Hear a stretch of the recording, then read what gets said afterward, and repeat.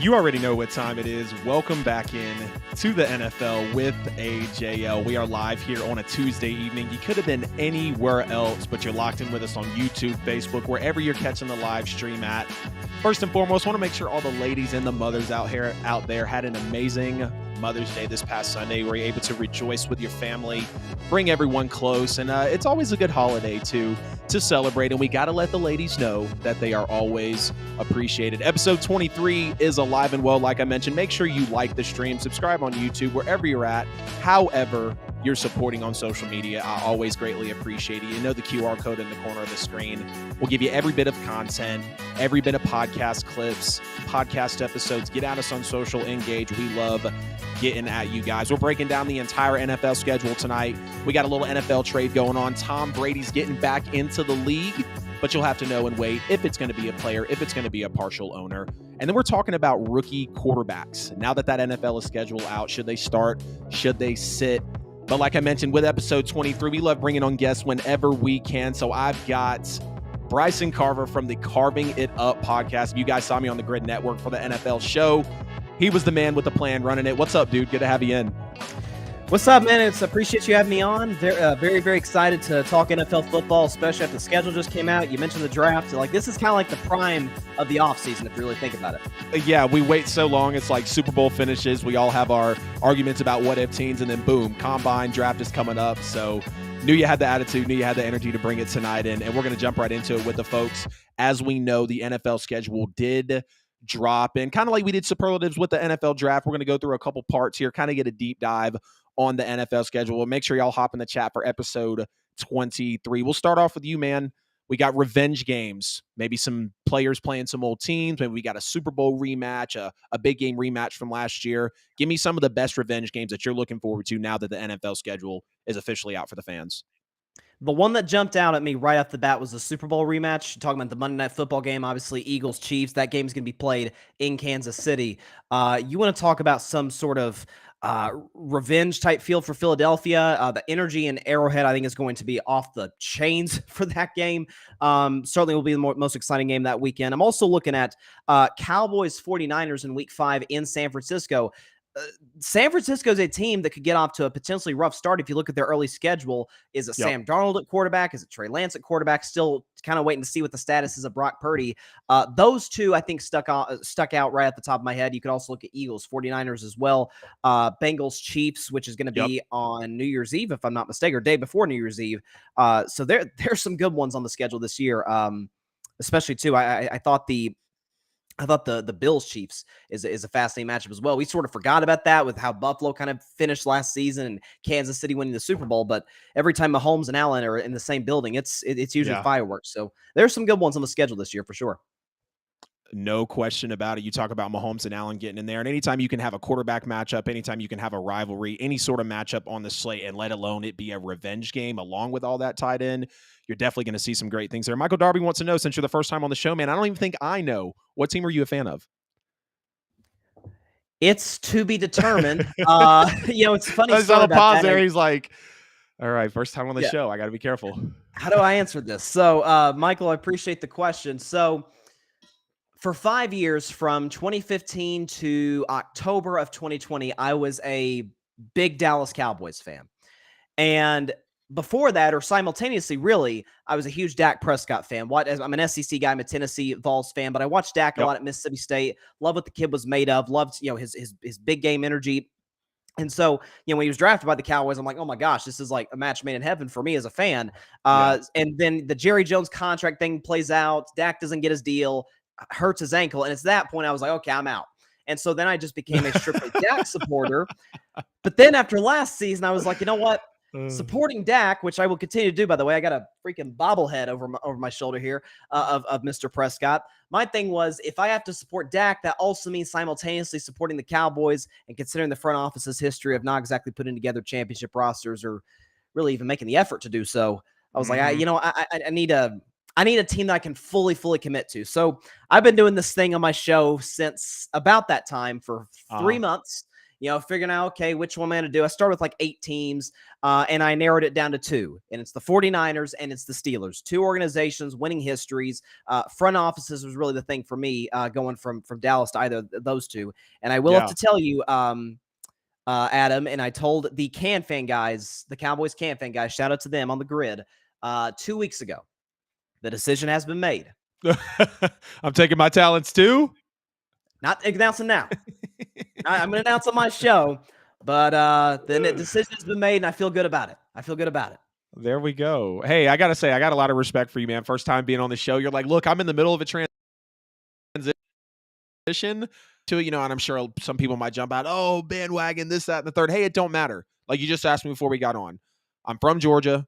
Half of the family's from New Orleans. I like the Braves. I like the Saints. I like the Bulldogs. We're all over the place. And I think that's really what, Darby, great question, by the way. I really think that's what makes sports awesome is, yes, it's, of course, about, where you're from and maybe how you became to be that fan through, like, legacy or, I guess, families or whatever. But just choosing a good team that is not going to let you down on Sundays when you dedicate the time to watch the shows and watching the games and losing hours of sleep for work and whatnot. But I just wanted to make sure. I did figure out as well. So Darby, thank you for coming in and checking him, making sure we were good to go. Good revenge games as well, by the way. Totally loved all those. I think you mentioned the Niners-Eagles is going to be that Week 13 NFC title game rematch, and we know the Niners didn't have a quarterback, so that's going to be interesting to see, knowing that the Eagles have went through some changes, good changes, I believe, when they lost some of those players, but going through the draft, we clearly know they were some winners there.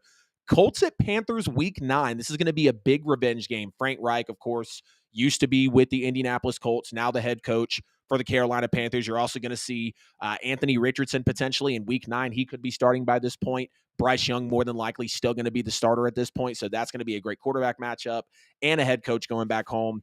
Dolphins Chiefs Week 9. We got Tyreek Hill going back to Kansas City. We heard him on an interview recently or some podcast I can't remember he was on, saying he was looking forward to it. It's circled on his calendar. He's definitely ready to go. Jamal Williams, of course, signs with my New Orleans Saints. They're going to go and play the Lions, actually host the Lions in Week 13 at home. So that could be another revenge game there. Chiefs-Bengals. Bengals fans butcher me if I say Bengals wrong, even by accident. I noticed that like one of my first YouTube episodes, so I got to be careful there with that fan base.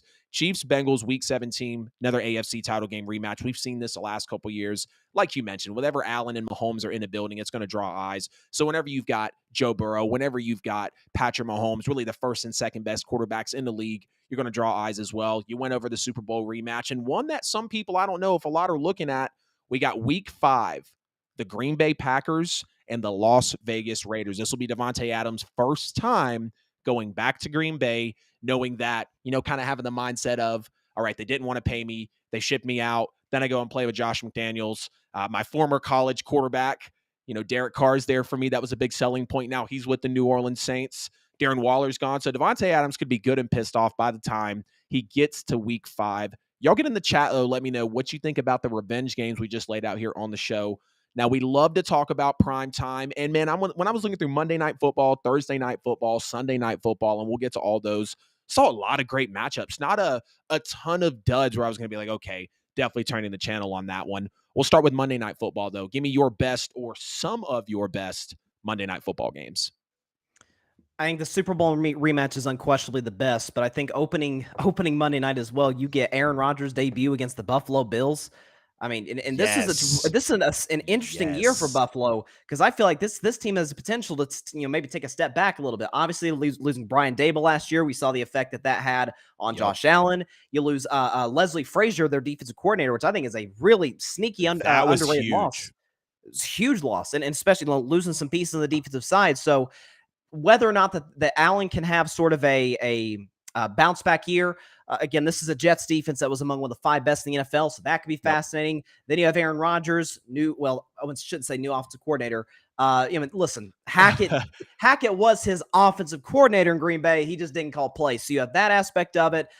New receivers, new environment, obviously huge expectations. I think that one sticks out to me.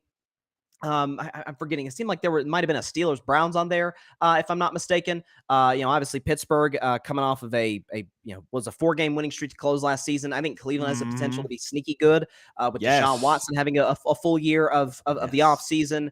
Great running game, really good defense. Just traded for Zadarius Smith, so that could be a fascinating one. There are some good Monday night games, but I got to admit to you, I kind of think the Thursday night games might be a little bit better, Oh, which the yeah. NFL, I think, is in some ways was a reaction to last year. We were all complaining about, man, these Thursday night games are terrible. And I think the Yep. NFL wanted to correct that. Yeah, 100%. They cleaned it up, and we'll get to those Thursday night games in just a second. I love that you know that they're packed because I felt kind of guilty. I'm like, man, I got a couple on here, or really more than a couple, and just going through the segment, I'm like, I got to narrow it down, but there's a ton on there that are great for sure. I got 4 of my favorite Monday night football games that we're going to be looking into. You mentioned Bills Jets week 1. I think that is perfect to start the Monday night football season. Yes. Josh Allen, Bills, like you said, team that's really looking to keep that Super Bowl window open, and there are some questions of how they're going to be able to adjust coming into this year. Aaron Rodgers clearly being with the New York Jets. I love the test that A-Rod's going to get off the rip. You're going to be hosting at home, first big primetime game. It's week 1. You're on Monday Night Football. We've heard all the comments. We've seen everything that's happened, and a pretty stout Buffalo defense are going to be healthy coming into this year.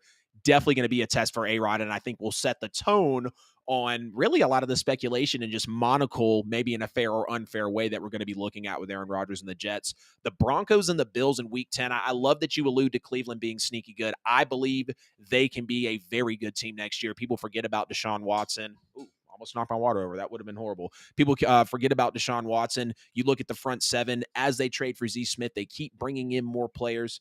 Sticking here to the Broncos and the Bills, though, I think the Broncos are going to be another team bringing in Sean Payton. I've witnessed a lot of his work firsthand, clearly as a fan. The Bills being a team that I just mentioned. Sean Payton and Russell Wilson, I believe, are going to show us new things from both of their games, and I think by week 10 they'll be in full stride. It'll be a great game for them on Primetime. Love that you bring up the Super Bowl rematch. No questions about that there. And then the Bengals and the Jags. Week 13. Ooh, a lot of people are saying that the one. Jaguars could be a top 5, maybe a top 3 team this year. And when you look at, we know what the Bengals are. They could damn near, be in the Super Bowl this year. This could be a AFC title game matchup right here. Former number 1 overall picks facing on Monday Night Football.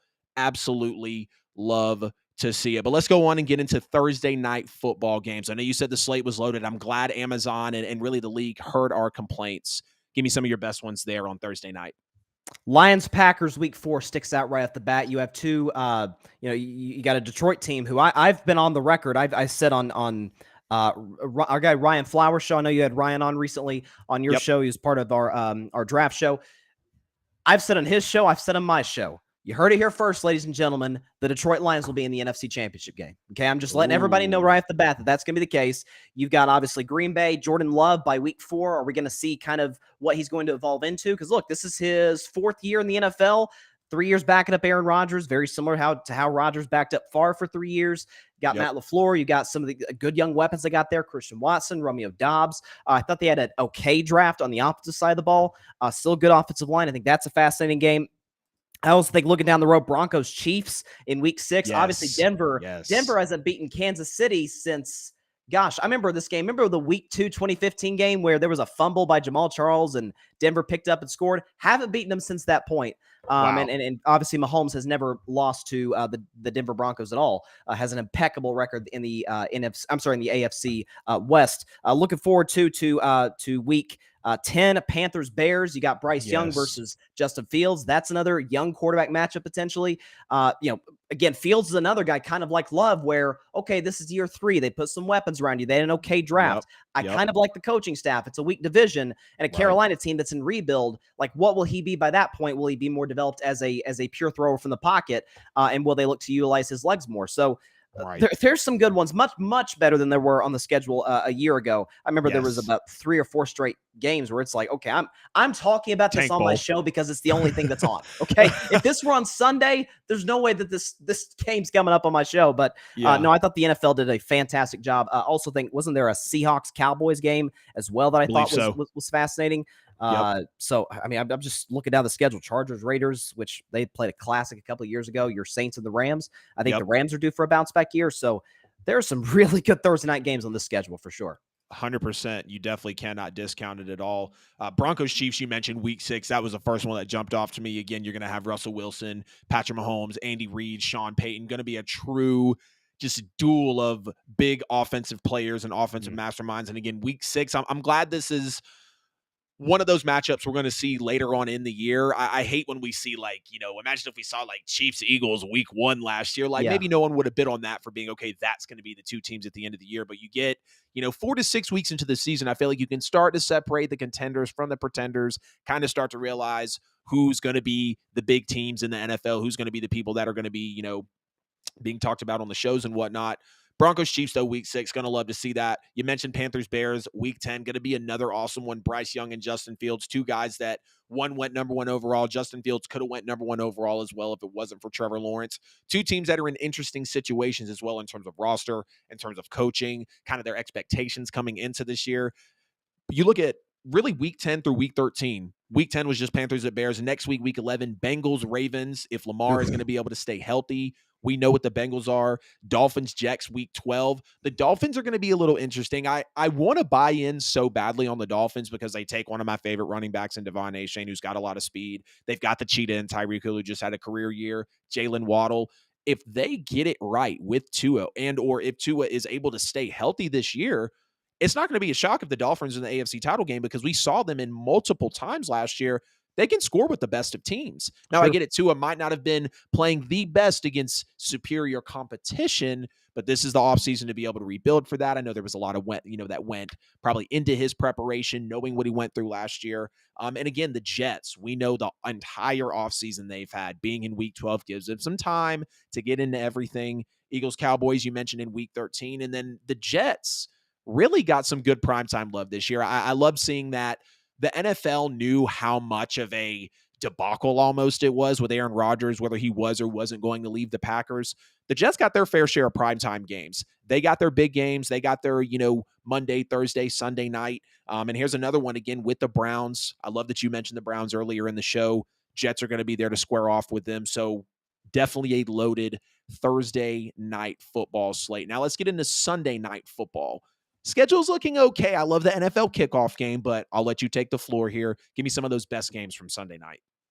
Yeah, I think I'm looking at week 4 right now. Seahawks, Giants. I'm sorry, that's a Monday night game. My bad. Chiefs, Jets was the week 4 game. Again, you got Rodgers versus Mahomes. We're going to cross our fingers that that's the case because due to injury to Mahomes in 2019, due to COVID with Rodgers in 2021, we were kind of robbed of, because, Mahomes and Rodgers in terms of style of play, very, very similar, like good outside the pocket. Obviously, both have monster arms, accurate. Like it's kind of the teacher versus the master sort of, or the teacher versus the student type of situation with those two. I'd love to see that. Also looking down the road to week 7, Dolphins, Eagles. You got Tua versus Hurts. Obviously, knowing those guys' history at Alabama, Tua obviously replacing Hurts in the championship game. The legend of Tua at Alabama happened in that. Hurts goes to Oklahoma and does great things there. Looking down the road to week 10, you got Jets, Raiders. You got Garoppolo versus Rodgers. You got McDaniels versus Nathaniel Hackett, two guys who I have some questions about in terms of, how well they fit with their respective teams. You got Lamar versus Herbert in week 12. Week 12, week 13 always, because it's around that Thanksgiving time. They usually provide some of the best games of the year. Playoff implications start to come in. Playoff implications start coming in. So yeah, there's some really, really good ones in the schedule. Also looking ahead, let's see, make sure we get, Packers, Vikings in week 17. I think Minnesota is going to take a step back this year. I also think Green Bay is going to be kind of in the cellar. So does that game get flexed out? Right. There's Bengals, Chiefs again. That's the New Year's Eve one. But there's some fascinating Sunday night games. But again, I still go back to the Thursday night schedule. I think was NFL hit it out of the park in, because the thing is, Sunday night people are going to watch anyway. Doesn't matter who's on. People are going to tune in. Just matters who's playing. Absolutely. It's wrapping up the week. Maybe you had a great dinner. Maybe it was chill, looking for something to watch on Sunday night. Oh, Sunday night football's on. Like you're just going to turn it on. Thursday might be a little different. Starting at 7, people still kind of getting off work. Sundays though, winding down the week, and who doesn't love to see some good NFL football? Now, I will give a lot of respect talking about the Sunday night football schedule here for 2023 in the NFL. The NFL kickoff game got a lot of respect for the Lions facing the defending Super Bowl champions to start the year. Lions, their draft was very controversial. You can talk to one person and they'll say they got, top 2 to 3 talent at each of the positions that they took. And then you talk to someone like me and it's like, wow, Jahmyr Gibbs at 12, knowing that they would have went Jahmyr Gibbs potentially at 6 if they wouldn't have traded down. They know that they take a linebacker, shortly after that. And and they filled some needs for sure, but it's just the value, the way that things played out. And maybe I have to develop a new way to look at the NFL draft, because I saw someone say, hey, first round, you get the best players. Second round, you get your needs. Third round, day one, best players, which is first round. Day Yeah. two, you fill out your needs, which is, your second, third, and fourth round players, or maybe just second and third round. Can't remember. And then day three, you fill out the needs or just fill out your roster that you actually need. So I might have to get in a new mindset about the NFL draft, but nonetheless, bringing it back to the Detroit Lions here, knowing that they are going to have some players that are going to be starters that came out of the draft. Jahmyr Gibbs going up against this Chiefs defense that was pretty solid last year, and we saw It the was. defensive line that they were able to bring forward. Jared Goff. Maybe we see Hendon Hooker in week one. We don't know who's going to be that starter yet, and reports are going to come out. But this being the kickoff game, I think the Lions are going to contend. I do believe the Chiefs will still win, but the Lions, I believe, are going to get their spotlight early in the year and answer a lot of questions, being the first game on Sunday Night Football, that we're going to see. You look at week 4, Chiefs Jets, like you were saying. Everyone's looking forward to that Rodgers-Mahomes matchup. No question about that. I'm liking week 7 as well. Dolphins, Eagles. Again, you mentioned that one. Tua and Hurts. Two teams there that can really go back and forth. A sneaky one that I think maybe could be not revealing, but a game that, hey, if you catch it on week 8, it could be one to watch potentially. Bears, Chargers. I know the Bears aren't going to be hyped up, and I know the Chargers are definitely a team that is looking to be higher up and definitely ahead of the Bears at this point. But I can see the Bears being that sneaky competitive team. I know the moves that they made. I know the trade package that they were able to get for that number 1 pick. Week 9, Bills, Bengals. You go forward here a little bit. Thanksgiving game, I'm not sure about the Niners playing against the Seahawks. The Niners, Really? we still have some questions. We have some questions about their quarterback position. And with their quarterback position being up in the air, it's kind of like the Dolphins as well. They can be great if the quarterback position hits. And we know Brock Purdy did a lot of great things with the Niners, but he did just have that surgery. There's still questions about Trey Lance. You mentioned week 12, Ravens, Chargers. Week 14, Eagles, Cowboys could be a great one. Week 15, Ravens, Jags. Definitely looking forward to that one. And then I'm interested to see what the week 18 game is going to be determined. I know it's a ton of games we're going over there, but I do feel like the NFL, like you mentioned, they heard our claims about Thursday Night Football. They see Sunday Night Football. They see Monday Night Football. We're going to get into some of the teams that had or didn't have those primetime games. So y'all get in the comments, get in the chat, let us know what y'all think about all of the primetime games we just went over. If there's a revenge game that we missed out on, we want to hear from you guys on the show. Now let's talk about primetime games. Again, kind of like we were just mentioning, but the teams and the amount of primetime games that each of them got. So the first one that sticks out, I think that everyone, their eyes go right to the bottom, is who didn't get any. The Houston Texans, the Arizona Cardinals, the Indianapolis Colts, and then the Atlanta Falcons. So my question here for you, Bryson, is did Atlanta, Houston, or Indy deserve to not have any primetime games considering the NFL drafts in the offseason? And the way that I mean that is we saw what happened with Atlanta taking Bijan. We know the defense has come around. Houston with the 2nd and 3rd overall pick, and then Indianapolis taking Anthony Richardson and all the stories around them and what a prospect he could be. Do you think that the 3 of them deserve to have no primetime games at all? At all? I would have liked to see Houston and Atlanta. I think Houston, when you look at obviously them making the biggest splash move of the draft, taking C.J. Stroud number 2, trading up to get Will Anderson with the 3rd pick. You also got a young coach, D'Amico Ryans. You got some good weapons. Remember John Mechie, God bless him, coming back from cancer. I think he has potential to be a big time weapon for C.J. Stroud. Again, they added Dalton Schultz in free agency. It's a defense that last year kept them in a lot of games last year against some. I mean, I remember they took Kansas City, the eventual champs, to overtime. They took the Cowboys to the wire. So listen, this is a Houston team that I think is actually, building something pretty good right now. I'm higher on Stroud than I am most of the quarterbacks in this draft. So I think he has a potential, should he be developed in the right form and fashion, to be one of the better quarterbacks in the league in short order. But the weapons they've got there, D'Amico Ryans, young coach, defense, and then I look at Atlanta. And I remember when we were on a draft show, and we all had this just big reaction when they took Bijan Robinson, because I think it was one of the shockers of this year's draft. But you got Bijan, who's a generational talent, I think, at the running back position. You've got Kyle Pitts, you've got Drake London, plenty of weapons. It's kind of, and I know it's only year 2, and I always say like the Bill Parcells rule for quarterbacks. I think you wait till year 3 to really know what they are. Like year 1's a developmental stage. Year 2, you want to see that sophomore jump. And then by year 3, if he's not there, you might want to think about cutting ties. For Desmond Ridder, If you lose games because you lose shootouts, that's one thing. But if you're Right. struggling to put up points with these weapons and with an offensive coach, now you're having to start thinking about making decisions in terms of replacing the quarterback. And we all know next year, Caleb Williams, Drake May, could Atlanta be in the sweepstakes for guys like that? So Atlanta and Houston, I thought, should have gotten at least one, in my opinion. Yeah, I'm right there with you too. And the Indianapolis Colts not getting any, I think I'm kind of buying in on that Anthony Richardson hype that I was never about in the first place. Really? But knowing, just knowing what people are saying about his potential skill, and I'm not saying he's going to pop in year one. If he doesn't start at all in year one, I totally get that. That's more than likely not the case. But if for some reason he's able to light it up just a couple times this year and there's no primetime footage of that, it will be more of a chip on the shoulder for Anthony Richardson, the Colts fan base. Probably will kind of marinate on that for year one and then see, what their hand is for next year as they hand out primetime games as well. But again, because Anthony Richardson, all the hype around him, like you look at Aaron Rodgers and the Jets, they get 5. And I'm one of the few that's like, hey, I don't think Aaron Rodgers and the Jets is going to be a major thing to happen. Yeah, if they win 9, 10, 11 games, great. But I think it's Super Bowl or bust for both years. I need an appearance both years, and I need to win at least out of one, considering everything that people were saying. And then Indianapolis, who like they just get none. They get no primetime games at all. And I get it. They're a team that is not going to be probably looked at by a lot of people. But knowing the Right. potential superstar they have at the quarterback position, I mean, San Francisco got 5. And I get it. It's because the Niners, but the Niners are such a question mark at the quarterback position. I know they were also in the NFC title game. Kyle Shanahan's, testament to coaching and all that is out there as well. I agree with Arizona not getting one, though. I know I left them out. Arizona, there's a lot of speculation they might have the first and second overall pick in the NFL draft next year, which Can you I think imagine would be that? that would I do they mean, come take on Caleb now. Williams? Do they I take think you Caleb have Williams? to. Yeah, if he's Yeah. of course, if you get the number one pick, I think you have to. Yeah, absolutely.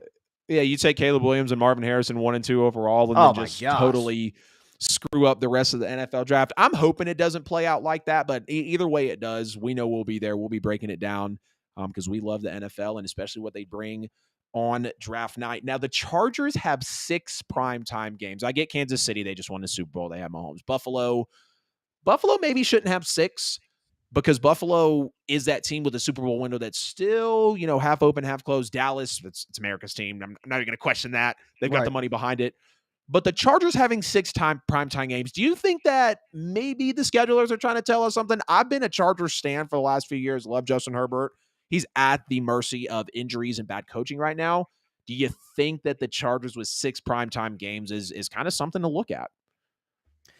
I think it's something to look at. Look, I've done carving it up live, or not live, but I've done carving it up for 3.5 years. And I remember when the draft happened, it was during COVID. There was nothing to talk about. So a lot of draft talk. And I was in on Justin Herbert from the beginning. I'm like, okay, you got a big quarterback with a big Yeah. arm who's accurate. It can move a little bit. Like, I'm not really sure what's not to like. Won a lot Yep. at Oregon. And so his success with the Chargers through the first 3 years of his career has been to no shock to me whatsoever. Mm-hmm. But in the same breath, in the same instance, I've been sort of on the opposite side as you. I've never bought into the Chargers as a potential championship contender, in large part due to the coaching, due to Right. some of the limitations in that regard. And I'm curious what your thoughts are on this, because I feel like some people are either on one end or the other. Yeah. The hiring of Kellen Moore is really questionable to me. Because you're talking about a guy, I know Chris Sims, who does a great job at NBC, was breaking down tape from Kellen Moore over the last couple of years. There's no creativity in that offense. Like it's kind of a one read, and like there's not a whole lot to look at there. So can Justin Herbert overcome that? I know the Chargers did make some additions. I loved them drafting Quentin Johnson the first round. I'm huge on him. Just to yet another weapon for Justin Herbert. We'll see what happens with Austin Eckler. And my guess is he likely gets traded sometime around training camp, but I've always been a Chargers skeptic. I've always called them Cowboys West. Like, we always have these lofty expectations. They got all the stars. They play in a beautiful stadium. And when it's all said and done, it's usually 10 wins, 11 wins. And then last year, a very disappointing first-round exit in pretty dramatic fashion. So I've always been a Chargers skeptic. But listen, in the NFL, Rightfully we so. always love interesting if you can put up a lot of points. Again, I think that's, Detroit getting primetime games this year has something to do with that. If you're interesting, if you're good for television, the NFL puts you on. And that's one thing I can't say about the Chargers. They're great for television. Michael Darby with the comment of the show. I remember this. They trolled him so bad. Well, got to ask former Cowboy fan, what's your pick? Oh, there we go. I think you might have edited it or plugged it in. Yeah, the the last play Yeah. for Zeke Elliott potentially as a Cowboy playing center. What's your That's a opinion of the shame last for play? him. That was no, and it what made it all the more confusing. I totally forgot about Oh, that play. What made it all the more confusing is the fact that oh, I did it's too. Don't back to worry, back. man. It's back-to-back years against the 49ers where the last play of the game is a scratch your head, what the heck are you doing? Yeah, If you're, Mike McCarthy and Kellen Moore, the quarterback draw with Dak in 2022, and then the direct snap yeah, to Zeke. Like I remember watching that play. I'm like, what were they trying to accomplish there? Like it wasn't like the right. classic hook and ladder. Listen, I've seen plenty of Kellen Moore trick plays, and I never saw that one before. They had what they have like two offensive linemen, and it was a disaster. So Yeah. yeah, that was almost kind of a fitting into an up and down Cowboys season, and a fitting in, I guess, to Kellen Moore's tenure there. Yeah. Yeah, That that's was tough brutal. for sure. Yeah, that's tough. When you think about that play, I remember I didn't see the play live, but when the lateral happened in the Patriots Raiders game and Mac Jones just gets barreled Oh, over by Chandler Jones and runs it in, like maybe the worst play in NFL history. Yeah, yeah. that's just one of those plays. You're like, you just turn away as a fan. You're just like, dude, do I really want to say that I'm a fan of this team today? Do I really want to? Like, I don't know, Yeah. man. Yeah, it's tough. No, but I'm right there with you. All right, so one more thing before we get off. Well, we got another little thing about international games after here. I want to make sure we're serving the folks on the schedule release, but we will be off the schedule release here shortly. Is there any team you think who didn't get a primetime game? Houston, Atlanta, Arizona, Indianapolis. I know you said some deserved it. Who you think they should swap out with a team that did? Washington only has one. Tampa Bay, Tennessee. The Rams only have two. Would you swap a primetime game for any team that didn't get one for a team that did? I don't think Washington's going to be very good this year. I could very well see them in the Caleb Williams sweepstakes this year. Their draft was very confusing to me in terms of some of Yeah. the decisions they made there, especially at the top of the draft. Yeah. But I'll tell you, there's a team that got 5 primetime games, and I understand they're a big brand and all that. Green Bay getting 5 primetime games is really Yeah. confusing to me. I understand the Jordan Love hype, but the only thing I can figure is the just in case Aaron Rodgers is there. Maybe they had the schedule ready in advance before the trade was official. I don't know. Yeah. But man, that was one where I looked at it, I was like, dang, Green Bay gets 5 primetime games. Like, can't listen, I'd be totally fine if they swap one of those. Actually, I think Yeah. they do play Atlanta in like week 2 or week 3 this year. So Mhm. I would not. I would take one Houston game or one Atlanta game over another, Packer 27-13 loss. Like I'm not just not really necessarily getting me to a TV as quickly as say those other teams would. Right, right. And I even look at Minnesota with 5 primetime games as well. They Yeah, were a good team last year. It was a lot of they were finally winning those one score and one decision games. But with them having 5, and I can get the other ones as well. And I look into the teams that got 4: Detroit, Chicago, Denver, Baltimore, Cincinnati. Like that's fair. I think maybe even of course. Cincinnati could have more. Pittsburgh, they're clearly tenured, so they deserve to have them as well. So overall, I felt like the amount of primetime games per team was for the most part good. If I think we could trade Houston out with Washington Yes. to get a primetime game, and maybe even trade Atlanta out, with Green Bay or Minnesota, take one of theirs away to get Atlanta on primetime. But nonetheless, seeing how it all shook out, I was shocked that some of the teams that didn't get primetime games were actually the ones. Grateful that my Saints got 3, the Jaguars get 3. I think the Jaguars, I expected them to get a little more, knowing the hype. Trevor Yeah. Lawrence, number 1 overall pick. I feel like that fan base is really surging. The Dolphins, especially last 3-4 years, they've been trying to get it right. But it's going to be fun nonetheless to see how everything plays out in the NFL, how these primetime games are going to serve us. And before we get out of here, real quick, the best international games. We only got 5.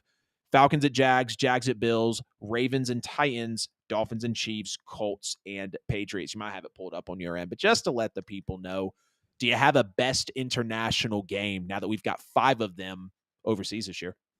Well, first of all, before I give you, I think it's really fascinating. We know Jacksonville plays in London every year. I think it's really fascinating they got back-to-back Yep. this year, one home and one row. I thought that was interesting. Yep. I don't even think it's close. It has to be Chiefs and Dolphins, which when I saw the schedule, I saw they were playing overseas. I was like, dang, they can't play this game at Arrowhead. With Yeah. Tyreek Hill, maybe making his return there, which who knows, maybe that could happen again down the road. Yeah. But again, you got you got two of the better offenses in the NFL. You got a Kansas City offense that I think got better in the offseason, which is kind of scary, although they did lose Orlando Brown, which was tough. But you got Miami with a lot to prove this year. Tyreek Hill, first game against Kansas City. You got Andy Reid versus Mike McDaniel, who I thought had a tremendous first year as a head coach. Going through the quarterbacks he went through. I mean, the fact that they were even in that game against Buffalo in the playoff game with Skylar Thompson at quarterback speaks to, how good of a game plan he put together. So that to me is far and away the game I absolutely have to wake up in the morning and watch. That is a morning game, right?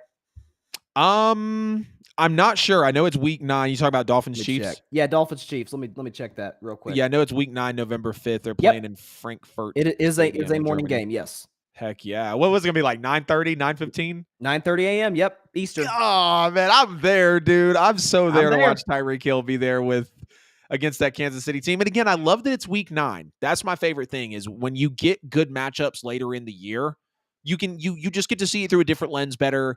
You know, the kinks have been worked out. Rookies have, now taken a few hundred snaps potentially, these, and not even that rookies are going to be here, but just the season gets to play out. And I always say, September, October football is kind of fool's gold. How are you playing in November, December, and are you making it to January? It's really, those back 8 or 9 games of the year is really what forms everything. You said it was a no-brainer for the Dolphins and the Chiefs, and I got to agree because we know what that can potentially be. I'm still taking a look at the Jags-Bills, and here's the thing. So the Jags play the Falcons in week 4 on October 1st. They're going to be out in London.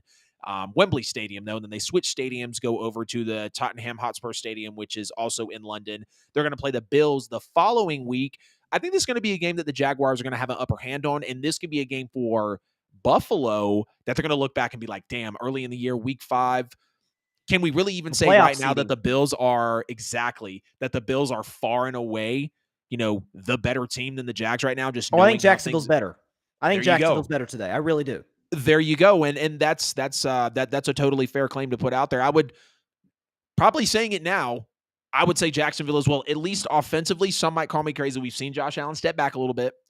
Trevor Lawrence is going to take a major leap. And of course, this is speculation, but hey, this is why we bring it up. But knowing that Calvin Ridley is going to be there, knowing that Christian Kirk was solid last year, knowing that Travis Etienne is going to be there for another season. They just bring in Bigsby.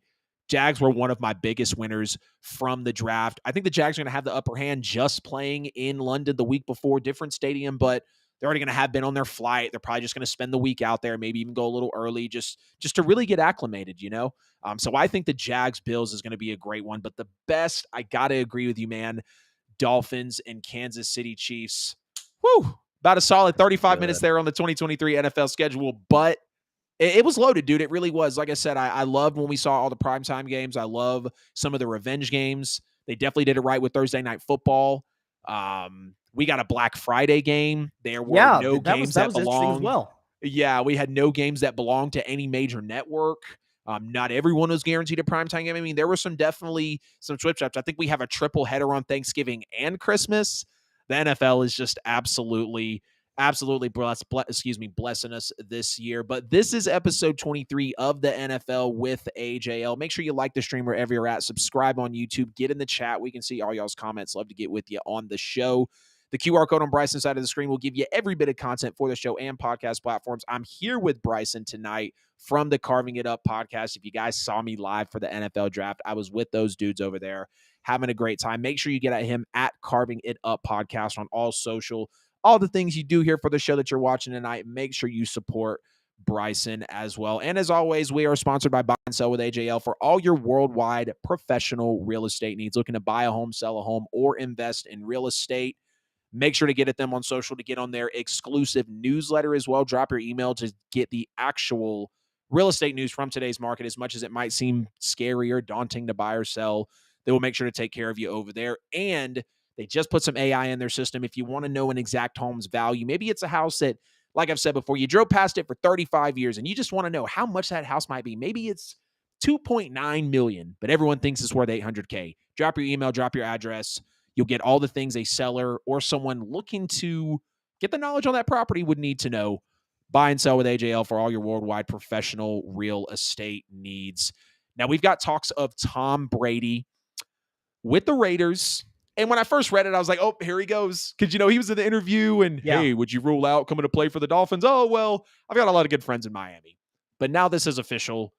Earlier, Tom Brady bought a stake in the Las Vegas Aces. Now he is going into the league he just retired from a few months back, looking to be a limited partner, I think more minority stake in the Las Vegas Raiders. So, Bryson, now that Brady's got his hands in two NFL teams, or not two NFL teams, now that he's got his hands in, two Vegas teams, one basketball team, one football team. Do you think that Brady is using this possibly for a way back into the league? Not that he needs to get any connections for a way back into the league, but could this be something like very beginning domino? Brady's maybe more heavily considering coming back. We've had no reports, but the way he did us last time, man, you can't trust this guy now. No, listen, I really genuinely thought he was done last time. So I was very, very cautious on how to go about it and be like, oh, he's done. But I sort of go back to a couple things. The first is when he made the initial retirement announcement. I remember talking about it in my show and playing the clip. There was a lot of finality to it, right? Like it's just him on the beach saying like he's done. And he used the words for good, like he's done for good. And then you have numerous interviews he's done, certain messages he sent on social media anytime there's been any kind of rumors about Miami or like you mentioned Vegas in this situation. Even there were some rumors about potentially a reunion in New England, and he's been pretty. Outside of the one thing you talked about with the Dolphins, he's been pretty clear about like I really am done. Like I'm just taking a year off. I want to spend time with my kids. I'm sure invest in his business ventures off the field. That feels like kind of his focus right now. I think this year took a lot out of Tom. Everything that happened professionally and personally. I think he's using this opportunity to focus on business, focus on his kids, and just kind of take a year off from football before he potentially goes to Fox next year. Yeah, and I think I even saw a report too that was saying that Brady would not let this venture or whatever really come in place of the Fox deal. There were reports as well of Brady maybe having second thoughts on that Fox deal, kind of mulling, what would happen over it if he were to make this venture. But I got to say, first and foremost, I'm proud of Brady for taking this move.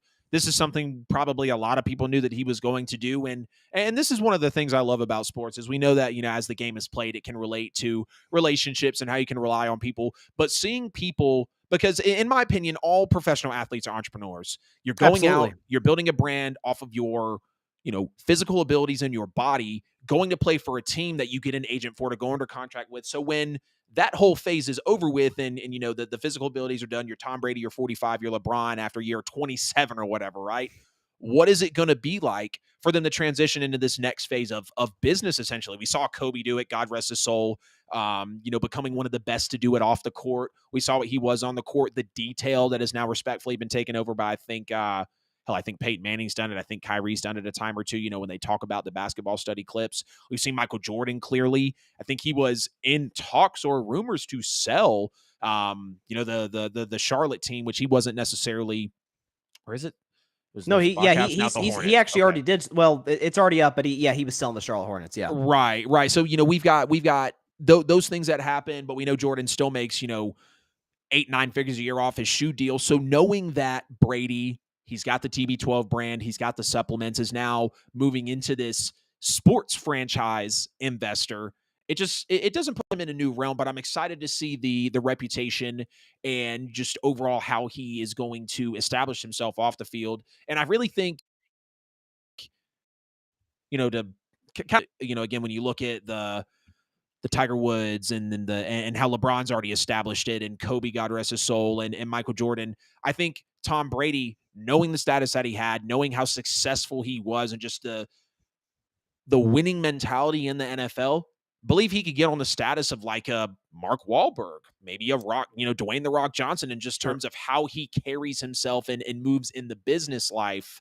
And not trying to go too deep on it, but just how Brady literally could make those moves into that part of the world. And it's just going to add more to what he did for the game, what he's doing for people outside of the game. And I'm sure Tom Brady's already got a foundation that he's a part of and that he contributes to. We kind of know that the whole loophole there for the wealthy, but I am excited to see Brady go in and just overall, you're not really anything from what I've seen. You're not really seeing anything from him on it. It's more of the reports that are having it come out. So you do believe that Brady is now, we're even working with his agent, Don Yee, I believe, to get everything ironed out, Michael Darby says, and Tom Brady been Darby, you got to be trolling. I'm not even going to read that one on the show, Bryson. I don't know if you can see it. That is I can see it. hilarious, though.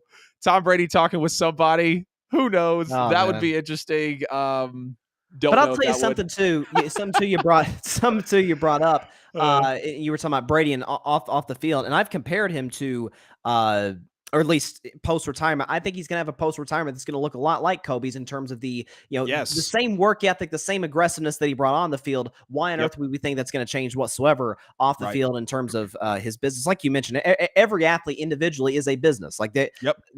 their body is their temple, their inner circle, everything. So what Tom Brady's been able to do off the field just to this point while still playing, while at the very highest level into his mid 40s. Now that he's got full time to commit to this, man, sky's the limit for him. Absolutely. Right. And I'm hoping, I know it's minority stake. Reports are saying that he wants it to be very passive. So we know this is strictly a business move. I just want to make an extra couple $100,000, couple million a year just off this little investment. It would be nice if Brady did escalate and kind of go up that ladder in ownership, and maybe his hands don't have to be completely tied into it. But if you're telling me that the greatest football player of all time is buying minority stake in my team, I'm probably looking to have conversations with that guy, see what he can provide, seeing if maybe he wants to move up in terms of ownership, maybe just being in the draft room on draft night. The knowledge he could bring to the table. And we've seen the Raiders, Mark Davis, John Gruden, the Henry Ruggs situation, a lot of noise around this franchise. A lot of noise around the Broncos franchise. They get sold. A lot of crazy things are happening. I think this is going to be a very down year for the Raiders, So maybe this is a right move, right time for Tom Brady to actually come in and take this minority stake in the Raiders. But something exciting that I always love getting into is every year after rookie years, some people are wondering, all right, he had a good first year. Maybe it was the injuries. Maybe it was the quarterback. Maybe it was the team he was with. But let's dive into some sophomore breakouts for the 2023 NFL season. I'll start with you, man. If you got a top 5, if you just want to name some off, however you want to get into it, give me some players that are going to break out next year in the NFL that were, rookies last year, now going into their second year. 2023 is going to be the year of breakout receivers. I'm telling you right off the bat right now. There's 3 guys I had in mind. One actually happens to play for your team, Chris Olave. I actually predicted him before last season to be the Offensive Rookie of the Year. He wasn't able to win that award, but still a fantastic rookie year, over 1,000 yards receiving with quarterback turmoil in New Orleans. Kind of all over the place. Love that. I think I see the comment there from Michael. Olave be cooking. I think he's going to be, now with Derek Carr and the history he has with helping guys around him get better, he kind of helped in some ways, not to take any credit from them whatsoever, but he kind of made Darren Waller. He kind of made Hunter Renfrow in the slot. So, an opportunity to compete with one of the better wide receivers, I think, in the NFL, certainly one of the better young wide receivers in the league. I think Chris Olave is going to have an even bigger season. Listen, how about 1,500 yards? Is that crazy to say, 1,500 yards for Chris Olave? I wouldn't be mad about it. I'm just saying. I like Derek Carr in New Orleans. Second one, Garrett Wilson with the Jets. This is a pretty obvious one, teaming up with Aaron Rodgers. Having, again, a successful, we talk about the quarterback turmoil, so to speak, in New Orleans. It pales in comparison to what was going on with the Jets. You had 4 guys taking snaps behind center last year for them, and Garrett Wilson still having the productivity he did. Now, bring him in with a guy like Aaron Rodgers, who's had success with all different guys. Like, I mean, he's made, again, to a greater degree than Carr has. I mean, again, no disrespect, but are we talking about Jordy Nelson as much if he never plays with Aaron Rodgers? The same with Probably guys not. like Randall Cobb. Like, you look at what the potential is with Garrett Wilson with Rodgers. That has potential to be successful as well. And I think George Pickens in Pittsburgh is going to have a big year as well. I think Pittsburgh's offense in general is going to have a big year. You add their offensive line, you talk about the physicality he brings to the table, the good, sort of rapport he looks like he has with Pickett. I think he's got all the physical abilities to be one of the best receivers in the league. So I think those 3, 2023, you heard it here first, is going to be the year of the wide receiver. Love that, man. Absolutely love that, because I had none of those guys on my list, and I love that you bring them up. Olave and Wilson had great seasons, first of all, too. You look at, like you said, Derek Carr coming in. That's hopefully going to be a bigger improvement for Olave, not that he was bad. Garrett Wilson getting one of the best to throw to him. Right. And then, damn, why am I losing the last George Pickens. Yes, George Pickens. Coming out of Georgia, played great with the Steelers. For some reason, I don't know why I thought he was going into his third year, but yes, George Pickens coming out of that rookie year, I think he had about 800 yards or so he could definitely elevate to that 1,300 yard wide receiver one position. I'll start off here. Since you say George Pickens, I'm going to go Kenny Pickett. The Steelers went 7-2 down the stretch with him after he finally stepped in, became that starter. We know the defense that they provide. Kenny Pickett's numbers weren't amazing to look at, but when you saw how he was called on, and kind of really that, Jared Goff, Jimmy Garoppolo, we're not going to ask a lot of you, maybe an occasional throw because we know you're capable of it, but we're not going to put it on you to go out and win the game. We've got a Najee Harris for that. We've got a TJ Watt for that. We brought in some great defensive players. They have a great NFL draft where you're looking at Keanu Benton, whether you're looking at Darnell Washington, which I think is going to be a big part of Kenny Pickett's breakout this year. So I love that you mentioned that. Jameson Williams with the Lions. I know that he was a guy that didn't get a whole lot of time last year. I believe he had a severe injury, but just a mere 8-9 months later, I know I say mere, but he comes back very quickly from that injury. Jameson Williams absolutely, I think, can have that breakout season being under Jared Goff, or not under Jared Goff, but having Jared Goff, a more reliable quarterback that I think a lot of people want to give him respect for, and I'm impressed by what he's done over in Detroit. Jameson Williams being that Alabama wide receiver, we know the guys that come out of the SEC usually play big time in the NFL. Teammate of Nolan Smith and also Jalen Carter, I think is going to be a big breakout player this year as well. He's very familiar with those guys. Even if he doesn't get to, and it's not that Jordan Davis wasn't solid last year, but we know what he was for those Bulldogs. Really a steal for him, a steal of Jalen Carter and a steal of Nolan Smith. The Eagles just lining it up with these Georgia guys, knowing that he's going to have, and Nakobe Dean as well, excuse me, I forget that. Knowing that he's going to have, yes, very, very solid guy. I love what Nakobe Dean brought to the table. Knowing that he's going to have those guys alongside him, knowing that Philadelphia was the number one team in sacks last year, Jordan Davis is going to get a lot of looks. I think he's going to get a lot of opportunities, and he's going to be able to show out. John Mechie, I know he was battling cancer. Now he's going to be coming back with the Houston Texans, having C.J. Stroud being able to throw to him. C.J. Stroud should be taking those snaps from week one. He's just going to have someone really to be comfortable with, and John Mechie wasn't a big wide receiver one type of guy. He was more of the two at Alabama, but I believe he's got the talent to be a one if Houston were to call on him for that. Brian Robinson, another Alabama player as well. You take a look at the running back that I believe got shot in the leg with the Commanders, shortly into his season, still has that 800-yard year. I believe under Eric Bieniemy is my big reason I say that Brian Robinson is going to have that breakout year. Bieniemy's going to get really creative with him. We saw what Bieniemy just did in the Super Bowl year with the 7th-round pick in Isaiah Pacheco, and I think Robinson is at least as talented as him, if not more. Bieniemy's going to slide into that head coaching spot, but I think he's going to see, the Terry McLaurin, the Jahan Dotson, the Brian Robinsons of that team really be able to put them to use. And then the last one that's probably going to be a hot take for a lot of people, but he's going to be asked to step up to the table. And he's going to be asked by this team that's done a lot in the offseason, wasn't a fan of their draft, but they do go and pull, one of the best players out there. I'm going to give you guys Desmond Ridder. It's not going to be a major breakout year with the Atlanta Falcons, but knowing that he's going to be QB1, he's going to be stepping in. Marcus Mariota's out of the building. No one really is going to be in line with Desmond Ridder for that first place spot. We know Taylor Heineke is there, but Ridder, after already being named the starter as well, and I know I just put out the video about, the Falcons almost moved for him on draft night, and the Falcons potentially going back and forth between him and Taylor Heineke. He's going to be QB1. He was QB1 coming into last year's NFL draft for a lot of people, me included. I liked Malik Willis, but people call me crazy for this. In certain glimpses of his play, Desmond Ridder does have that Jalen Hurts type of vibe to him. Good arm. He's not going to steal the show every down, every time when you take a look at a Patrick Mahomes or a Joe Burrow or, a Josh Allen or a Trevor Lawrence. But Desmond Ridder is going to be able to play well, I believe, next year. And he might not go out and win 9, 10, 11 games.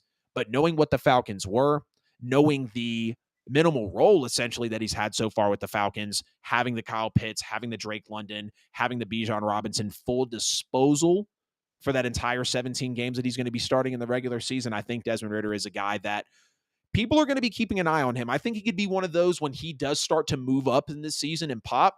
Maybe he's a small fantasy pickup, kind of like his teammate Cordero Patterson that everyone was kind of sleeping on him. They didn't know how he was going to be with Atlanta, but then he starts performing. Atlanta finds a role for him, which you got to trust their coaching here with Desmond Ridder to find a role for him.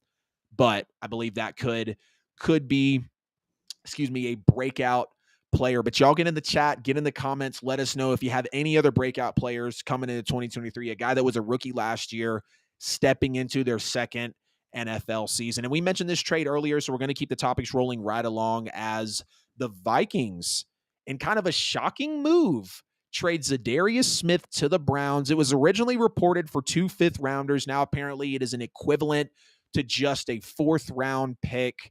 It's had something to do with money. I don't know if it was necessarily of Z Smith wanting to be there, but Bryson, are you shocked that the Vikings did this with Zadarius Smith, who, in my opinion, is a very good player? I mean, he's a B plus, if not an A minus pass rusher, especially when you take a look at his numbers. Oh, it stunned me when you consider what Minnesota that the defense was the weakness of their roster last year. Right. I think they were like the 31st pass defense in the NFL, which is stunning that they won 13 games. A lot of that was close games, and with everything that was going on with that, but. No, but when you look at this Minnesota team, they add Brian Flores as their defensive coordinator, which I thought was a fantastic move.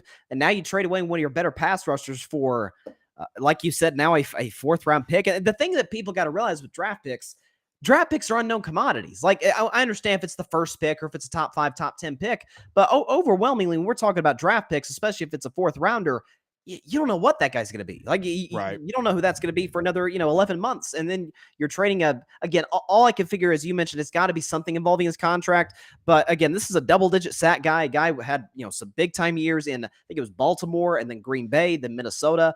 Now you pair him with Myles Garrett. That is a scary front seven in Cleveland. Myles Garrett, one of the probably 5 best defensive players in the league. Now you give him one of the better pass rushers opposite side. Zadarius Smith, I think, is due for a big year because we all know Garrett's going to command the attention of those offensive lines. So, but that was a real head scratcher move by a Vikings team that you would think would have some momentum coming off of last year. And now, by the way, you have the Dalvin Cook situation, which feels a little bit in limbo. Yeah, what's the latest on that? I know there's been crazy talks about him maybe not coming back, and I know we battle some injuries every now and then, but what's the latest on that? Listen, I don't have any sourcing. All I saw today was that the Vikings, I don't know if it was on their website, it was like a promotional thing, season tickets. They had Alexander Madison on their promotional thing instead of Dalvin Cook. It's like, okay, they know something that we don't, putting basically the backup in as opposed to Dalvin Cook. So, is this a guy, what's his market look like? Is there a team that needs a running back? Who knows? But it looks like they're potentially going to be without 2 of their biggest contributors for last year. So again, another reason that I think the Vikings are going to take a step back this year. Wow. Yeah. The Zadarius Smith one was shocking for me. I almost didn't believe the report. I was kind of dumbfounded to know that Dalvin Cook could have been moved on from them. I know, poor running back market. The highest paid running back in the league right now, I think, is Christian McCaffrey at 12 or 13. Right behind it is Aaron Jones at 11 million a year. So just to know, what they go through and how, their market continues to depreciate. And I believe that's kind of the situation in that they're in with Dalvin Cook. And Alexander Madison is good. He's not Dalvin Cook.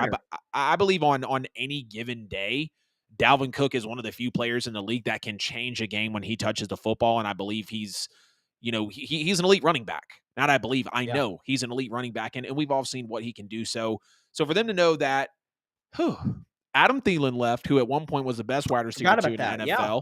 I know that clearly he's fallen off, but they supplement well with Jordan Addison, so that's an upgrade.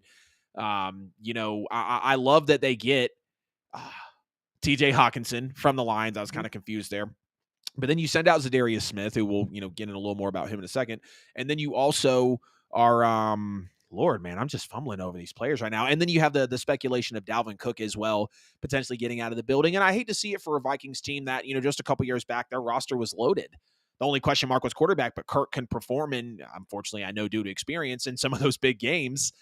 So we can just see how the Vikings just not long ago really had a Super Bowl caliber roster. It was just a question of if coaching and the quarterback play could get them there. I am shocked, though, like you mentioned, that the Vikings did this with Zadarius Smith being a very good player. You look at some of his PFF stats, 82 overall grade, 7th in the NFL in forced fumbles with 3 last year. He had 10 sacks last year.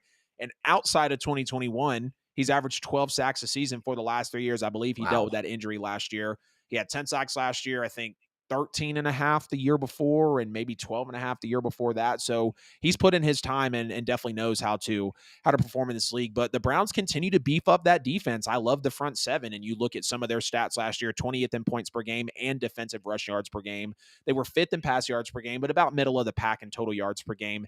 at 14th. And we know Deshaun Watson coming back last year, being out the first 11 games. We really didn't know what the Browns were going to be, and that kind of handicapped them for the first part of the season. But knowing that Amari Cooper is there, who still quietly had a good season along with quarterback turmoil as well. Elijah Moore comes in. Cedric Tillman out of Tennessee was drafted. Marquise Goodwin, who really isn't not a player that's going to get a lot of looks or touches in the league, but a guy that when you use his speed correctly, which I definitely believe the Browns could, knowing that they have a Nick Chubb, knowing that they have a Deshaun Watson to complement that, they could put him in a good spot and really help him produce on this football team. But talking about that Browns defense, I mean, now we're looking at Myles Garrett, Dalvin Tomlinson, and Zadarius Smith on that defensive line. You got Jeremiah Owusu-Koramoah, who was the linebacker out of Notre Dame, Jock for short, that came out of college. You also got Denzel Ward that came out of LSU. You had Grant Delpit that came out of LSU. Greg Newsome was a corner they just picked up a couple years ago. Juan Thornhill comes over from the Chiefs. This front seven in this, I almost said Viking, this Browns defense definitely looking to improve. Definitely, I think is going to be a team next year that a lot of people are going to sell stock before the year even starts. I think a lot of people are going to be out on the Cleveland Browns. And if they win 11, 12 games, I'm not shocked because I know what Deshaun Watson is. I'm not here to talk about the off-field stuff. Not here to do that at all. This is an NFL show. We talk about what players do on the field. And I see what he did in his last season with Houston. That was very quiet, not winning a lot of games, but played his ass off.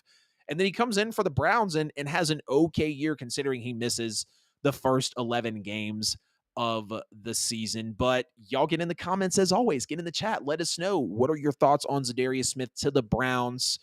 The Vikings have now lost. Say again? Not to cut you off. The AFC North is stacked. I mean, it is unbelievable. I mean, you got a Bengals team that got better in the offseason, adding Orlando Brown. You got Baltimore coming back, I think, with a ton of momentum with getting Lamar Jackson and adding Odell and Zay Flowers to that offense. Obviously, we talked about Cleveland, and then I think Pittsburgh's due to have a big year. So, man, like this feels like we had big expectations for the AFC West last year. Didn't really live up to standard. Yep. I don't see a scenario in which could all four teams get in. Right. It'll be tough. I'm just throwing it out there. Right. 1, 2, 3, 4, 5. I mean, it is possible.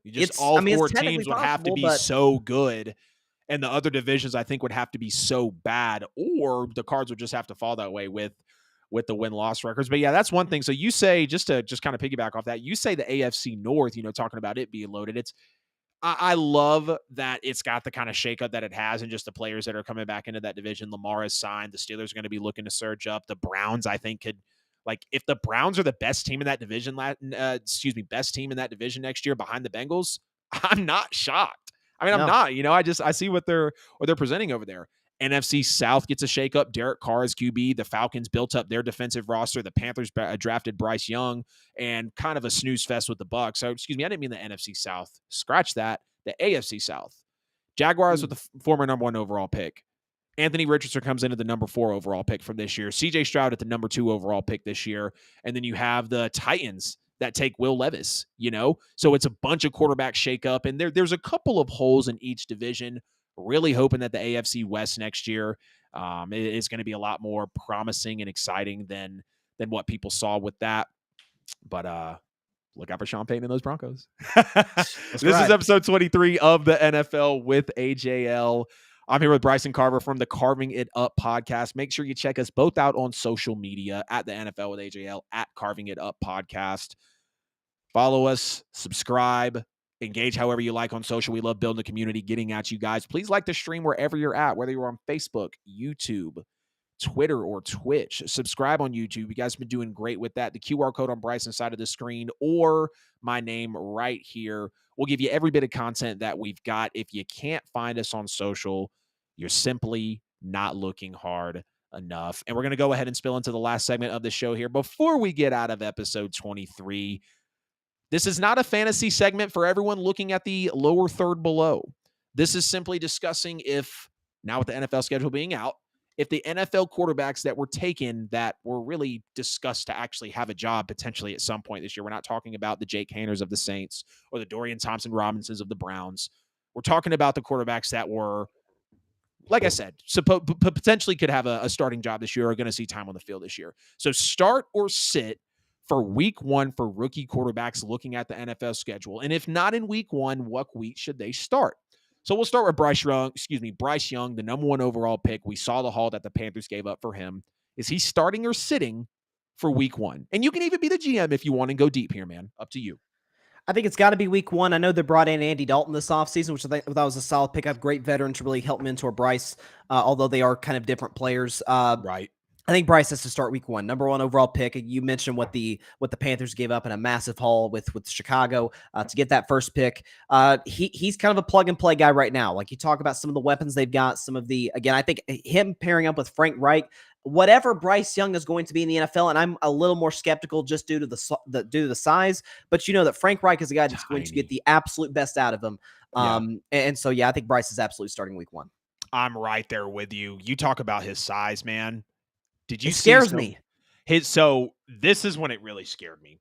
I think it was PFF that posted, and I swear they do it to these players inadvertently. Like if I was Bryce Young's PR team or whatever, I'm like, hey, take that down. Like we don't want that out.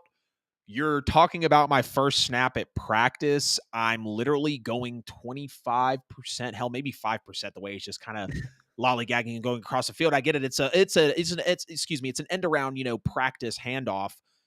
But Bryce Young looks small. He looks not muscular. He looks very skinny. He's clearly short. And we had questions about Kyler's size. And Kyler's a bigger athlete, though. Correct. Kyler is actually pretty stocky to be 5'10", 5'11". Like, Kyler's got some muscle. And I know that we saw this, ironically, the same player coming out, not the same position, Devontae Smith. A lot of questions about his size. He clearly goes into the NFL and does it just fine. But he's got a little more to play around with in terms of finesse. He's out on, he's out on, the side of the field. He's not behind big linemen. Bryce Young looks tiny, very, very tiny. And I'm worried because now we know how small he is when he's not in pads. And of course, pads, add some kind of layers and depth onto your character and whatnot so you can absorb those hits. But first snap, Panthers practice, fake handoff, end around, going 25%, no pads on it. It wasn't a good look. I just got to say, just talking about Bryce Young there. If you guys haven't seen it, go look it up. He looks mini. Yeah. Literally, he looks very small. Week 1, though, definitely sticking to the topic here. Bryce Young, I would start him week 1 easily. Matt Corral and Andy Dalton are not the answer. Matt Corral gets taken in the draft last year. I don't think he saw any time, if I'm not mistaken, last year. Andy Dalton coming over from the Saints. He's knowledge in the locker room now, okay? After what he did with the Saints last year, I believe the Saints last year compared to the Panthers now, we're probably in a better position, especially walking into this year. So Andy Dalton with lesser of a roster, I don't believe the Panthers are going to be looking to do that. And we mentioned the draft haul that they gave up, 2 firsts, 2 seconds. They send out DJ Moore as well to the Bears, and I believe there was another pick or 2 wrapped up in there. So no question, Bryce Young needs to start week 1. CJ Stroud, the 2nd overall pick in this draft. Starter sit for week 1. I think he's the most NFL-ready quarterback in the draft. You talk about his size, his arm strength, the whole bit, and he's, something I didn't know about him was his mobility, and he showed that against your Bulldogs. I remember he had broke off that long run on that last drive. Got him the 2nd overall pick, bro. Yes, it did, because he was struggling at the end of the year. He had that rough game against Michigan, and then he went out and just probably, with all due respect to Stetson Bennett, probably played the best game of any of the guys in the playoff. I thought Stroud was unbelievable. He starts week 1 for Houston.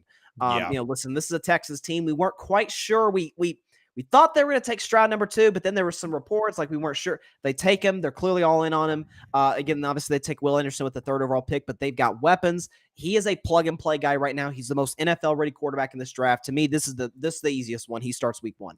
Yeah, I'm going to take you right there starting week 1 as well. Davis Mills. We saw him over the couple years. I will say he was serviceable at times. His numbers are not very sexy. His play style is not very NFL premier or something that you're looking to win a championship. And I know the Texans are probably at the best case scenario 2 seasons away from just making the playoffs, at least divisional round, right? Something for us to actually talk about, the Texans getting into the postseason. So they know Davis Mills is not it. But, looking at CJ Stroud being QB2 coming into this draft, Davis Mills not being the franchise guy, not being the answer at quarterback, CJ Stroud after all the smoke and mirrors, if they were going to take a defensive player, if they were going to trade back, we knew DeMeco Ryans wanted Will Anderson, but the head coach wanted a quarterback. And I love that those reports leak and they say, hey, Yeah, they gave up a first, second, and a third for a two-time Defensive Player of the Year in the SEC and the best player in the draft, in my opinion, in Will Anderson. So they're clearly in a win now type of mentality, win now type of mode. And I just think CJ Stroud, week one, he's stepping in. I love his size over Bryce Young. I think the arm is, kind of comparable to Bryce. Bryce has an amazing cannon to be as small as he is. Both of them had pretty comparable footwork, pretty comparable accuracy, the way they saw the field. But the reason I liked CJ Stroud better was because of the size. Now, he did throw to 4 and maybe 5 first-round NFL wide receivers, as they go down the list that they always do. And Bryce Young did win that Heisman and do more with less. So I had to give my hats off to Bryce. I couldn't deny what he was showing. But nonetheless, we did talk about how small he looked. Now let's get into some more of the interesting ones here. Anthony Richardson was taken 4th overall by the Indianapolis Colts. There were reports that they were locked in on him. That's who they were talking about the whole time. Should Anthony Richardson start week 1? They've got Gardner Minshew, who's been in the league for a while, and they got Sam Ehlinger, who came out of the draft a couple years ago. I don't even believe or know if Jacob Eason is still there, as he was once a Colt. Should Anthony Richardson start week 1, man? Start week 1, excuse me. I think he starts week 4 of 2024. I think, just throwing out a totally random week at the first part of next season. He is by far, you talk about upside, he's the biggest question mark of the draft. Obviously, athleticism jumps off the screen at you. His combine, I think, was a big reason he was taken in the top 5. And Indianapolis obviously believes 100%. In him as a guy that they can develop over time. But he, to me, we talk about Stroud is the most ready to play now. I think of the 5 guys that were taken that we really paid a lot of attention to, he, I think, is the least ready to play now. Again, his accuracy was a massive concern games. To me. Yep. And it's listen, he had plenty of.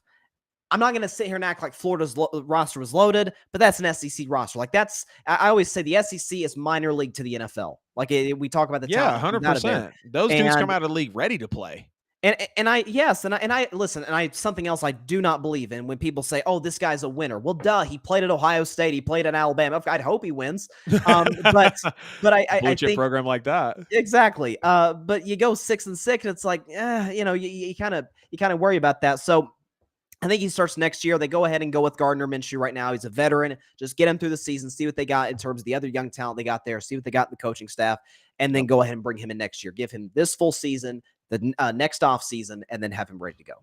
Yep. Darby, you're absolutely right. 45th in accuracy for FBS quarterbacks as well. So that even gives him other schools to bring in that should not have a better quarterback talent than Florida, as much as people might want to jump all over my case about that, just knowing the type of athletes that come out of the SEC, literally being dead last in those FBS rankings, not just SEC, but FBS rankings, 45 out of 45 total quarterbacks. But I'm not going to be mad about Anthony Richardson missing the whole first year. He's very raw, 13 NFL games. I say he's Trey Lance 2.0 just without the trade package.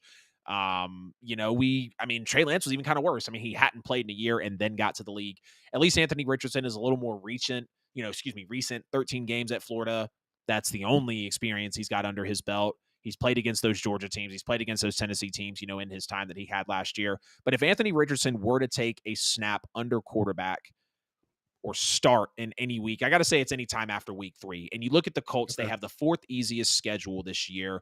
They start the season with the Jaguars, which I think is a loss. They go and play the Texans, which is going to be a divisional battle. And then they turn around and play the Ravens. So probably going 1-2 or maybe winless in that first part of the year, unless the Colts are sneaky competitive and Chris Ballard and the head coach not Chris Ballard, that's the GM. Unless the head coach of the team is just coming out with a crazy plan, I don't believe that the Colts are really going to be a premier team competing, unfortunately, in a lot of games next year. So after week 3, you got the Rams, you got the Titans, you got the Jaguars. So there's a chance in that Jags game, divisional team. They saw it was, in week 1 opening the season.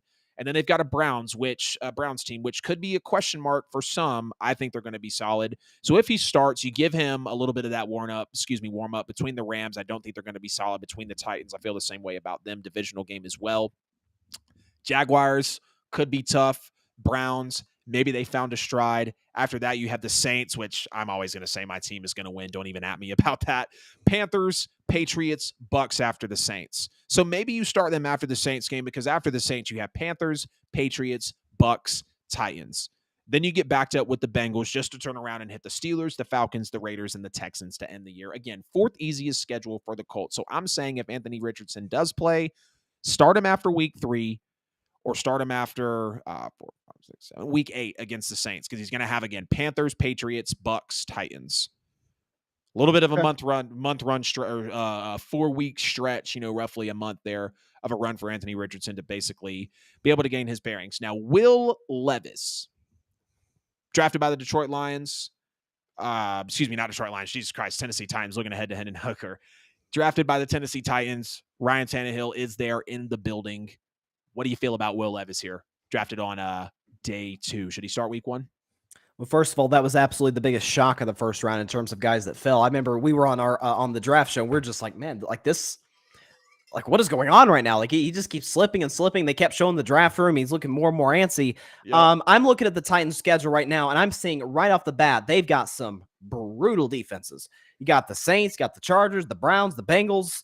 Then you got the Colts and the Ravens. So I'm looking at more around mid-September. I'm thinking he makes his debut, late September. So this would be week 12, I guess, against the Carolina Panthers. So you could have like a Will Levis, Bryce Young type matchup there, because after that, you've got the Colts, the Dolphins, the Texans, Seahawks, Texans again, Jaguars. Yeah. Now there's some solid defense. Seattle will be good. I think the Texans with D'Amico Ryans will be solid. But again, it is the gauntlet to start the year. And you don't want your young quarterback in there and it kind of hurt his confidence a little bit. Ryan Tannehill's a veteran. He's been there. He's done that. And I think, listen, it's all going to hinge on, because Tennessee's interesting every year. They're like, we used to make fun of Jeff Fisher, Mr. 7-9, or Jason Garrett, Mr. 8-8. The Titans, it seem like year in, year out, are Mr. 9-10 win team. Like that's right where they are every single year. And it's their standard. You give credit to them. They're as consistent as any team in the league. And I'm as big of a Mike Vrabel fan as the next guy. So I'll say, I guess that'd be week 12 against the Carolina Panthers in Nashville. He makes his debut. My totally not biased opinion is that Will Levis should start against the Saints. Yeah, week 1. I know we're trying to catch that game, Darby. That would be cool to see the beginning of the Derek Carr era, and then we probably get like 11 sacks on Will Levis. No, totally joking. I don't know what to expect out of him, because it is a quarterback that I felt like had a very lazy play style, not very successful in Kentucky, but he does come out of the SEC, and he's got a lot of upside like Anthony Richardson. But I mean, I'm just going to go on record and say it. If I'm expecting a higher ceiling, it's Anthony Richardson without question. If I'm expecting a better player at their peak, it's Anthony Richardson without question. So, and I mean, you can even say that Hendon Hooker was more talented than Will Levis in this draft. Obviously, things played out the way that they did. Hendon Hooker coming off the ACL. We'll get to him next. But if Will Levis is going to start this year, I say it's any time between week 5 in week 7. The Titans do have the 6th easiest schedule this year. They start off the year with the Saints, the Chargers, the Browns, the Bengals, and the Colts. Like you said, a lot of defenses they're facing up. They could damn well go 0-5, maybe 1 win, at the best 2 through those first 5 games of the season. You turn around, you hit the Ravens, but then you have the Falcons, the Steelers, the Bucks, and the Jags, followed up by the Panthers. So I believe if it's in between that, Colts, maybe Ravens, that's going to be a tough one for Will Levis to get a hold of. But then you turn around with the Titans and the Steelers. It's kind of tough, because they say that the Titans have the 6th easiest schedule, but that they round out the year Jags, Texans, Texans again, but then you have the Seahawks, the Dolphins. So, the easier schedule. But those defenses aren't as strong, though. So that's the only thing. Right. I might second you there, man, after that week 12 game against the Panthers, because it's going to get pretty calm. You'll have the Colts, Texans twice. 3 of the last 6 games. I think the Jags, Dolphins, and Seahawks are definitely going to be losses there for them. I'd say either between week 5 and week 7 or after week 12, like you mentioned. It's a little difficult, because as easy as it is, there's a couple of stints there where it's like, damn, do I want Will Levis in those games? Can I depend on him in those later regular season games? And they're going to be playing with house money no matter what happens this year, unfortunately, for Tennessee. And I guess we're just kind of waiting to see what's going to happen with Derrick Henry as well. But as we get into the last quarterback here on episode 23 of the NFL with AJL, Hendon Hooker drafted to the Detroit Lions. Pretty good situation, I feel like, outside of the defense. How do you think he should pan out in his rookie season? This is my guy right here. I'm a huge Tennessee fan. So, listen, Hendon Rock. Hooker, I just want to, tip my cap to him. He helped bring Tennessee back to relevance last year. The win against Alabama is one of the top memories Oh of my sports yeah. rooting life. Hendon Watch Hooker that did, one on Bourbon Street in New Orleans, actually with Michael Darby. That was in the comments. oh my Crazy goodness. ass game, dude. Jalen Hyatt made his name. It was Dude, nuts. I couldn't talk the next day. My voice was gone. Like Yeah. it was incredible. No, Yeah. Hendon Hooker to Detroit, I think is one of the better fits in the NFL. You talk about what they've got in terms of the wide receivers, Right. Jamison Williams. They've got can I forget his name? St. Brown, I think. Got one of the better offensive lines in the league. Ben Johnson, I believe that's the offensive coordinator's name. I think I was kind of surprised last year, actually, that he didn't get a job. Maybe he does next offseason. I'm going to say Hendon Hooker starts week 1 of 2024. I think they're going to give him the year to rehab that ACL. There's no point in rushing him out this year. Again, Detroit has a lot of young talent, great future. Again, I've gone out on a limb to say they make the NFC Championship game next year. Jared Goff's stock will be pretty high by that point. They can move on from him, transition to Hooker, and then go from there. So I say week 1, 2024 for my man Hendo Cinco. Hendo Cinco. I'm down for that, man. That's hey, I'm with it. You always got to get a spicy name when you come into the league, and one that's catchy will definitely keep the fans happy. Hendon Hooker going to the Detroit Lions, I did feel like was one of those better fits in the league. You look at the offense, whether you're looking at DeAndre Swift does get out of the building along with Jamal Williams, but they bring in the Jahmyr Gibbs.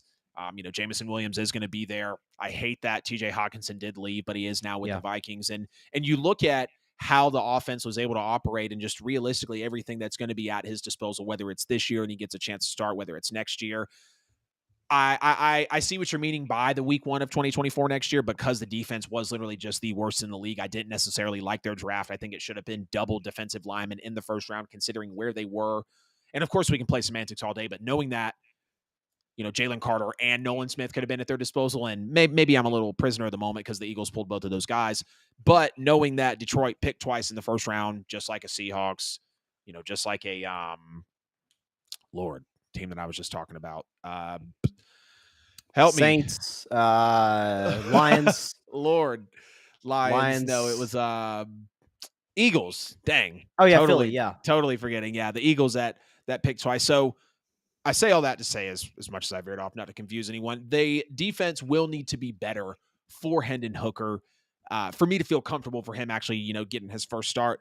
This is another team, though, I think he could get some starts this year. Maybe. I'm going to say anytime after week 3 if they were to play him, because you look, they start the season with the Chiefs, then they go and play the Seahawks, then they turn around and play the Falcons.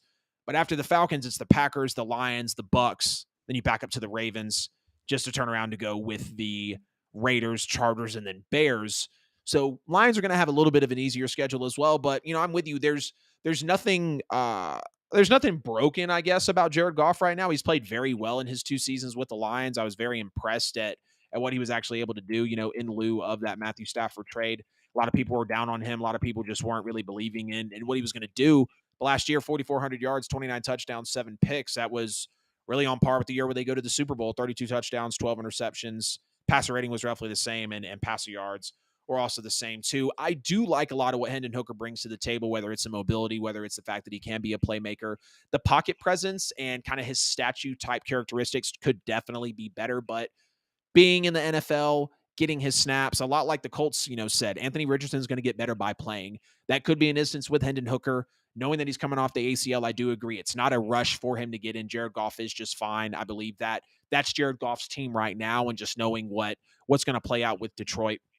Again, anytime after week 3 for Hendon Hooker, if it is in 2023, if not, sometime in 2024. But who knows? Jared Goff could still be in there, with that team as well.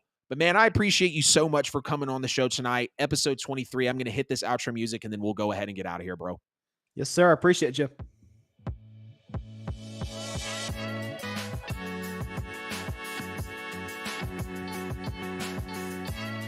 That's going to wrap up episode 23 of the NFL with AJL. I was here with Bryson Carver from the Carving It Up podcast. Man, go ahead and plug yourself. Tell us where we can find you and what you're about, what you got coming up on your show. Man, Monday, Thursday, Friday, 6 Eastern, 3 Pacific time on Twitter. And then on YouTube, you can watch me on my YouTube channel, Carving It Up. with Bryson Carver, or The Grid. I'm part of this amazing network called The Grid Network. You could check it on YouTube as well. We talk all sports. We talk a lot of NFL. Obviously, NBA playoffs are going on right now. Oh, yeah. So we're talking a ton of NBA. We talk Major League Baseball, college football, March Madness, anything and everything that goes on in the world of American team sports. We talk about it. So love doing the show 3 times a week. Got, like you, we got some people tuning in the comments and bringing up great discussions. So really, really appreciate you having me on, man. And everybody, please be sure to go check out my stuff and on social media as well, as you've been talking about all day. Oh, yeah, man. I'll make sure the community follows you. Kudos to you, man. You opened up on the first show saying that you're switching NFL fan bases, and then you come on here and say that you do 3 podcasts a week. I've been slipping on doing my second one on Friday. Shout out to you, bro. But hey, I feel you. I used to do a weekly show. You can kind of feel like you get behind on everything, but I'm going to go ahead and get out of here for the folks. Like the stream, subscribe on YouTube, get at both of us on social, at Carving It Up Podcast, at the NFL with AJL. QR code on his side of the screen will give you every bit of our content. Get at us on social, subscribe on YouTube, get in the comments, DM, whatever you guys do. Episode 24 will be coming out next. Should be coming at you guys on Friday. Not sure about the guest appearance yet. But this was episode 23 of the NFL with AJL, had the Carving It Up podcast.